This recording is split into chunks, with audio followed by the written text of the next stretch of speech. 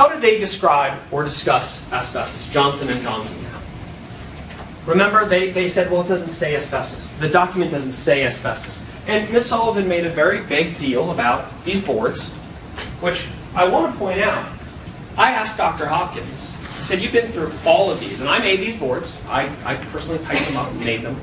And I asked Dr. Hopkins, I said, did I misrepresent any of the words here for the documents that are included? He said, no, they're all, everything on there is exactly what you put there, okay?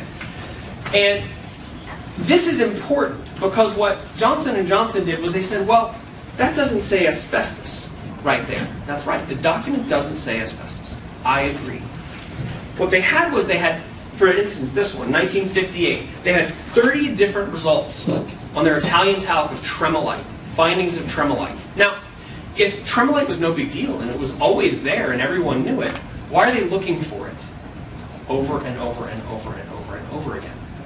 Why do they care if it's no big deal, if it was such an obvious thing, right? Because it was important. Because before you can have fibers, you got to have the mineral. You got to have the mineral first. If tremolite's not there, you don't have to worry. If actinolite is not there, and anthophyllite or chrysotile aren't there, you don't have to worry. So the types of words that they used in their internal documents were words like asbestiform, or fibers, or fiberform, or rods, or deleterious materials, right? Elongated fiberform. Now, Dr. Hopkins would show up and say, oh, that doesn't say asbestos, and that's what they hung their hat on. Okay? And I kind of thought to myself, this is kind of like, what's a good analogy for why this is so ludicrous, right? They were looking for asbestos. They were looking for fibers, and they always found them.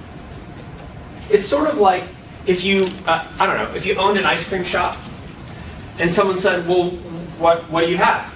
And you said, well, I got pistachio, I got chocolate, vanilla, I got birthday cake flavor, s'mores. And they said, okay, but what about the ice cream? Do you have any ice cream? You go, well, I just told you the flavor. Well, you didn't say ice cream. You didn't say it, so how can I know you're talking about ice cream?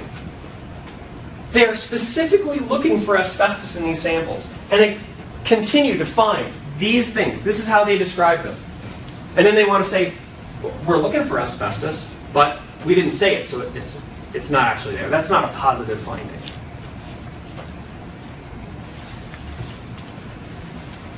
In 1990, we showed you this document with Dr. Weber very early in the trial.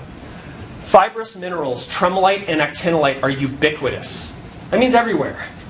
In several zones of the Vermont mines, the potential problems involved with fiber in dumps and to some degree in products must be carefully evaluated. Again, remember, Ms. Sullivan said, everybody knew there was tremolite in it. That's not true, guys. It's not true.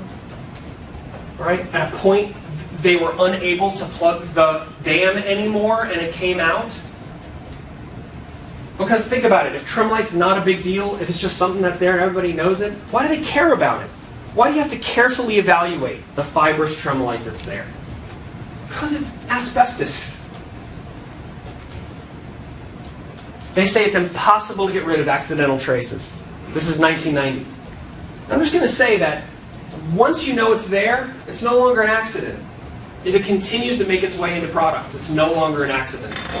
Right? At the beginning of the trial, Mr. Myman stood up and he said, no one is going to stand up here and tell you that you have to find that Johnson & Johnson intentionally added asbestos to this. No one believes that.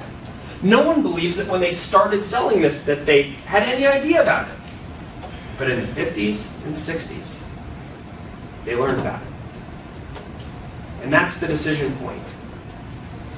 That's where you have to evaluate them and say, did they do the right thing or did they do the wrong thing at that point? Because they knew. So it's no longer an accident if you know it's there.